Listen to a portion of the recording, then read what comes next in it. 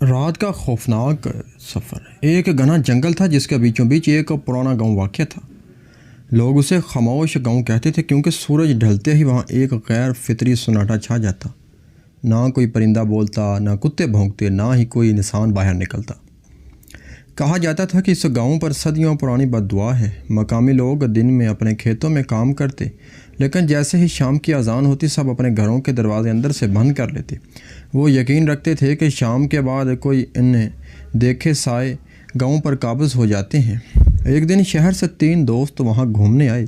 فراز، جنید اور سلیم۔ یہ سب بہادر مزاج تھے اور پرانی کہانیوں کو محض افواہ سمجھتے تھے۔ گاؤں والوں نے انہیں رات کے بعد باہر نہ نکلنے کی تاکید بھی کی، مگر وہ ہنس کر بولے، ہم ڈرتے ورتے نہیں، رات کو اسی برگدر کے درخت کے نیچے بیٹھ کر باتیں کریں گے۔ انہیں اندازہ نہیں تھا کہ ان کی یہ ضد انہیں ایسی اندھیری راہوں پر لے جائے گی جہاں سے واپسی ممکن نہ ہوگی۔ رات کے وقت جب پورا گاؤں اپنے دروازے اور کھڑکیاں بند کر چکا تھا، یہ تینوں دوست برگدر کے درخت کے نیچے بیٹھے کہکے لگا رہے تھے۔ آسمان پر چاند کی مدھم روشنی تھی اور فضا میں غیر معمولی ٹھنڈک پھیل رہی تھی۔ اچانک انہیں ہوا میں جلنے کی بسن محسوس ہوئی۔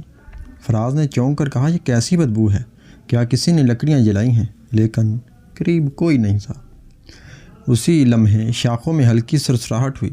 جنید نے اوپر دیکھا تو اسے لگا کہ کوئی سیاہ سایہ جھول رہا ہے۔ گھبرا کر بولا، یار کچھ ہے وہاں۔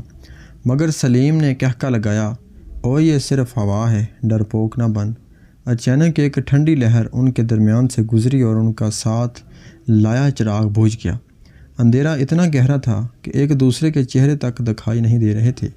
پھر ایک مدھم مگر خوفناک سرگوشی سنائی دی، چلے جاؤ، یہاں مت رکو۔ آواز انسان کی نہیں لگ رہی تھی، بلکہ ہوا میں گھلتی کسی اور جہان سے آتی محسوس ہو رہی تھی۔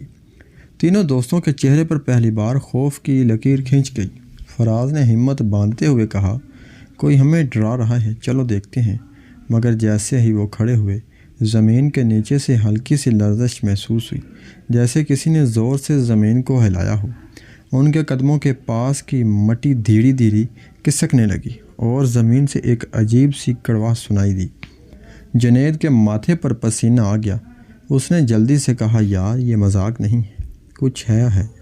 اچانک ایک سایہ درخت کے پیچھے سے نمودار ہوا، لمبا قد، جھکی ہوئی کمر اور آنکھیں انگاروں کی طرح سرخ۔ وہ سایہ ان کی طرف بڑھنے لگا۔ تینوں دوست پتھر کی مورت بنے کھڑے تھے۔ اچانک وہ سایہ رک گیا اور اتنی خوفناک آواز میں بولا کہ ان کے کان سن ہو گئے، یہ زمین میری ہے، یہ گاؤں میرا ہے، رات کو جو یہاں رکے گا وہ کبھی صبح نہیں دیکھے گا۔ یہ سن کر سلیم کے منہ سے ہنسی بھی نہ نکلی، بس زبان بند ہوگی۔ وہ سب خوف سے ایک دوسرے کو دیکھنے لگے، جیسے جانتے ہوں کہ اب بچنے کا کوئی راستہ نہیں۔ جنید کے قدم خود بخود پیچھے ہٹنے لگے، لیکن زمین جیسے اس کے پاؤں کو پیچھے سے پکڑ رہی تھی۔ فراز نے حوصلہ دیتے ہوئے کہا، دوڑو، اور تینوں اندھیرے میں بھاگ کھڑے ہوئے۔ مگر جیسے جیسے وہ بھاگتے، راستہ بدلتا جاتا۔ وہ گاؤں کی گلیوں میں بار بار وہیں پہنچتے جہاں سے نکلے تھے۔ ہر گلی انہیں واپس برگدر کے درخت کے نیچے لا کر چھوڑ دیتی۔ وہ سمجھ گئے کہ وہ پھنس گئے ہیں۔ اچانک گاؤں کے گھروں کی بند کھڑکیوں سے سرگوشیاں سنائی دینے لگیں، عورتوں کے رونے کی آوازیں، بچوں کی چیخیں اور مردوں کی کڑاہیں۔ لیکن جب انہوں نے کھڑکی میں جھانک کر دیکھا تو اندر کچھ نہ تھا، صرف اندھیرا۔ سلیم نے ہمت ہار کر کہا، میں نہیں برداشت کر سکتا، یہ سب وہم نہیں ہے۔ اچانک پیچھے سے کسی نے اس کے کندھے پر ہاتھ رکھا۔ وہ چیخ مار کر گرا اور جب باقی دونوں نے اسے اٹھانے کی کوشش کی تو دیکھا کہ اس کے چہرے پر کسی پنجے کے گہرے نشان تھے، جیسے کسی جانور نے نوچ ڈالا ہو۔ اب تینوں کے دل دہل گئے تھے۔ سلیم کے زخم سے خون بہہ رہا تھا، لیکن کوئی علاج ممکن نہ تھا۔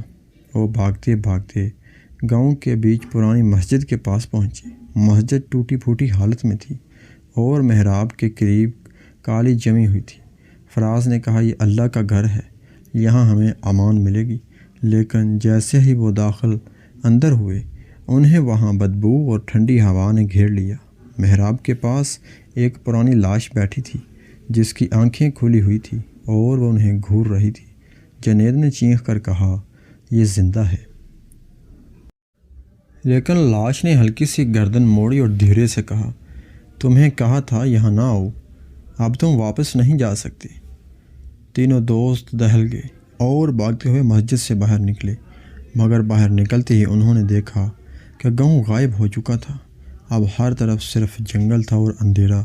جنگل میں بھاگتے بھاگتے وہ ایک پرانی کچی کوٹری کے سامنے پہنچے۔ دروازہ آدھا کھلا تھا اور اندر سے مدھم روشنی نکل رہی تھی۔ مجبور ہو کر وہ اندر گئے۔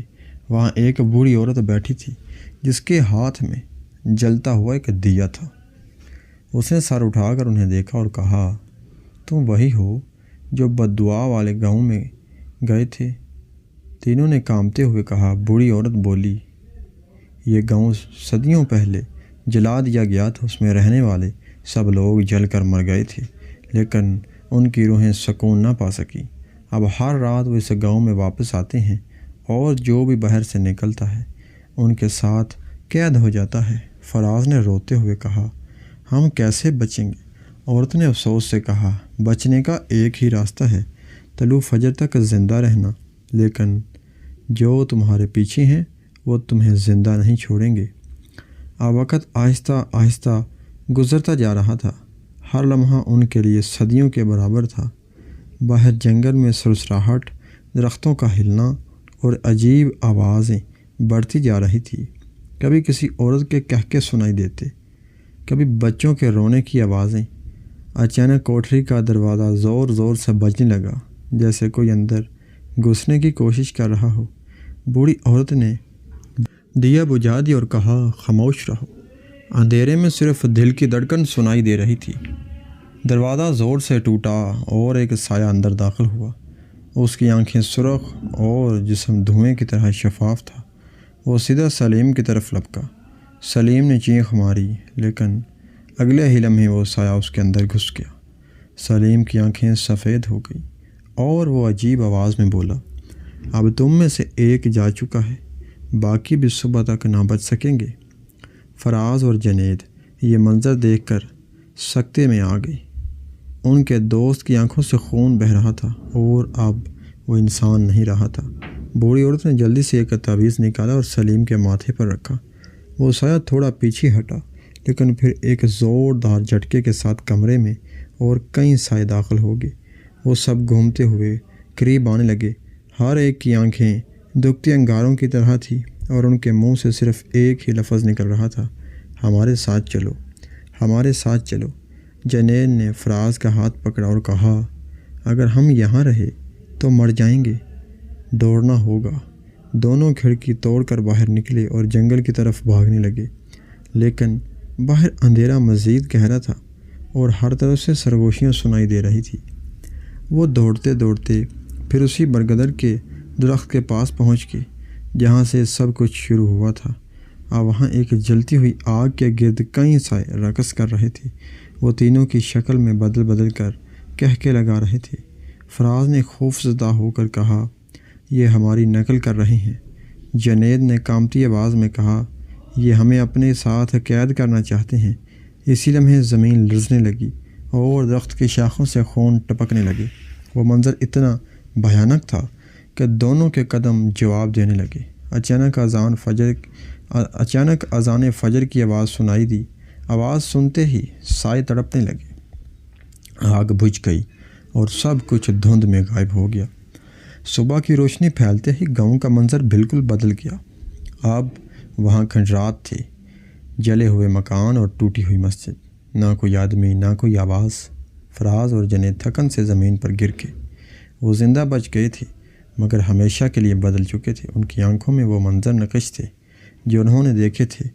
گاؤں والے جب صبح باہر نکلے تو انہیں دونوں نیم مردہ حالت میں برگدر کے نیچے پایا۔ کسی نے ان پر یقین نہیں کیا تھا، سب نے کہا یہ وہم ہے، مگر وہ جانتے تھے کہ خاموش گاؤں کا بید حقیقت ہے، اور جس رات کوئی نادان وہاں قدم رکھتا ہے وہ یا تو واپس نہیں آتا یا پھر کبھی ویسا نہیں کرتا جیسے پہلا تھا۔